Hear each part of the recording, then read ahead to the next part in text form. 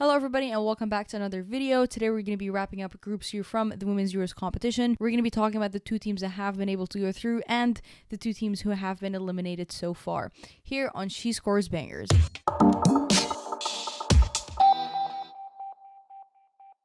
The highest ranked European nation, Sweden, and last year's winners, Netherlands, both have been able to advance into the quarterfinals, whereas the journey for Switzerland and Portugal both ends here. Going into the final round of group games, it was going to go down to goal difference if Sweden and Netherlands were both able to win, and that's exactly what happened. Netherlands conceded more goals, that's why they ended up in the second slot, where Sweden was ahead of them.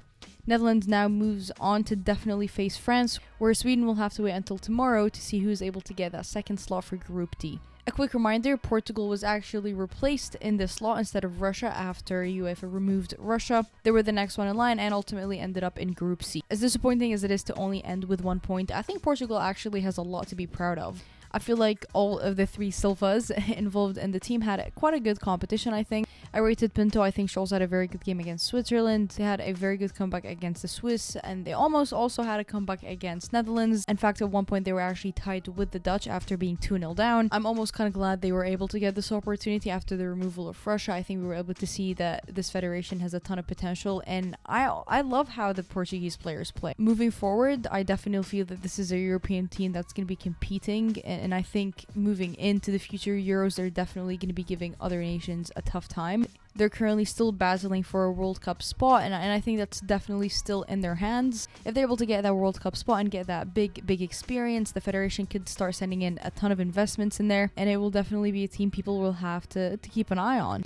Switzerland, again, is a team that you have to feel for because they had a good showing in the tournament, and they're known to be quite tight in the back, and so whatever we saw against Portugal was quite uncharacteristic of them. They have a lot of stars on their team. I think Tolman, the goalkeeper, also had a very good tournament despite conceding a fair amount of goals. Leah Wolty, for me, has been one of the best defensive midfielders for a while, but I think this tournament really stamps her name there. Every single footballer we watch is able to play with both feet, but Leah Wolty's two-footedness is incredible. If you look at her stats, 50% of the passes are from the left foot, 50% of the other passes are from the right foot. You never really see a player who's able to balance out both feet so well, and that's what makes her so good.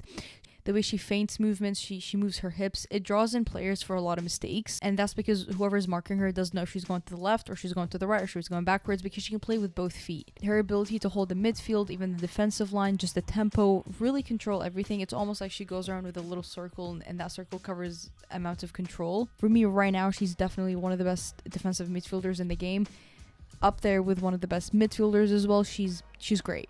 For me, Anna Maria was a little bit absent for the last 3 games. We didn't really see her shoot. We didn't really see her take risks in front of the goal.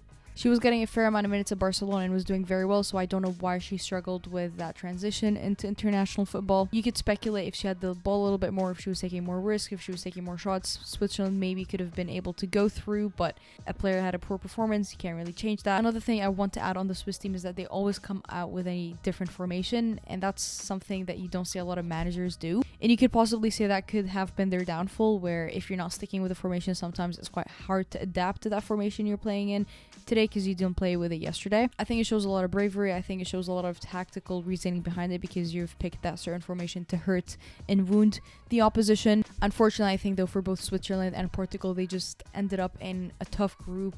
I could not imagine Sweden and Netherlands not going through, despite Netherlands having a weak campaign so far. We pointed this out in an earlier video. Mark Parsons is not a manager for the Dutch. His style of play is very heavy on WSL, which I don't think suits a national team, especially the Dutch. He also, for me, looks a little stubborn. A lot of players have not been doing it and have not been on form, and he persistently keeps them in the starting 11 and keeps them there for 80 minutes. For example, Dominique Janssen is playing in left back. She's right-footed, so it doesn't do her any justice playing in left back, and she's a center back, so that area is already majorly hit.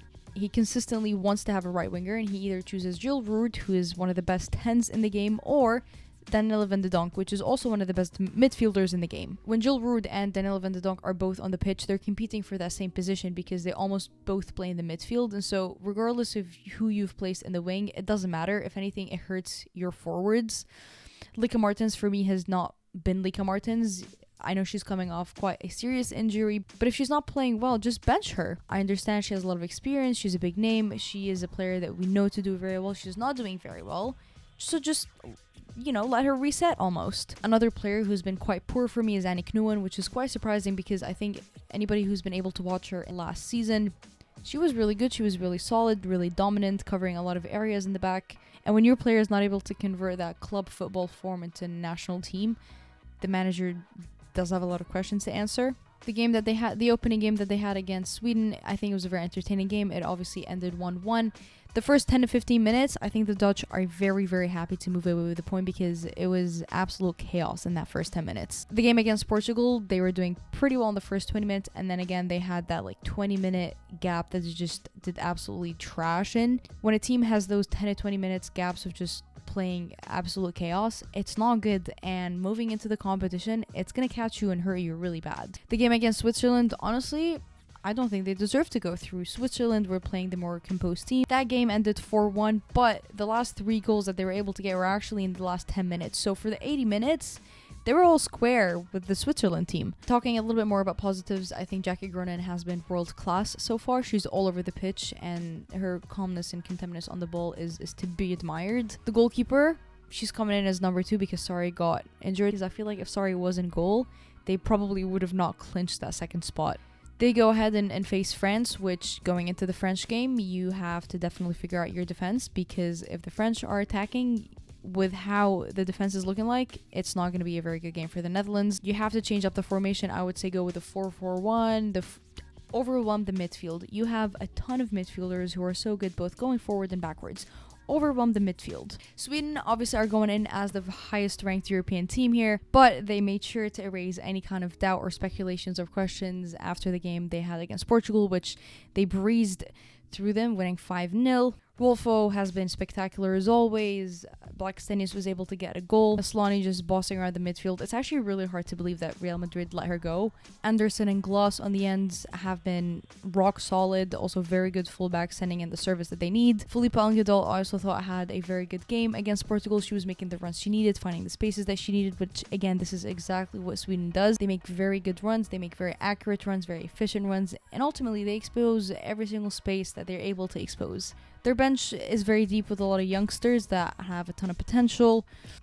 Hannah Bennison obviously being one of the big rising stars. She was able to win the game for them against Switzerland. They now move through to either face Iceland, Belgium, or Italy. I think an issue Sweden has struggled with since the Olympics, and I think that's what ultimately cost them the Olympics. They have a huge dip in energy. It's like they're sending in plenty of attacks, plenty of players, plenty just being absolutely ruthless and violent going forward. But after it comes usually is like a 10-minute energy gap where it dips so dramatically. And if they're really able to figure out consistency throughout the entire game, where maybe it's not literally attacking on steroids and then just sleeping for 10 minutes and just keep it consistent. Very similar to the Netherlands, you can't have that dip of energy, you can't have that dip of focus. You need to stay consistent throughout. So this was our wrap up for Group C. This was a very fun group to watch. It started off with 2 draws, and I think when you have a group that starts off with draws, it becomes very, very interesting. Let us know your thoughts on how do you think Sweden is going to be doing moving forward, and if you see Netherlands moving some things around to benefit them. As always, make sure you subscribe to us here and follow us on Twitter to stay updated and to continue enjoying the beautiful game.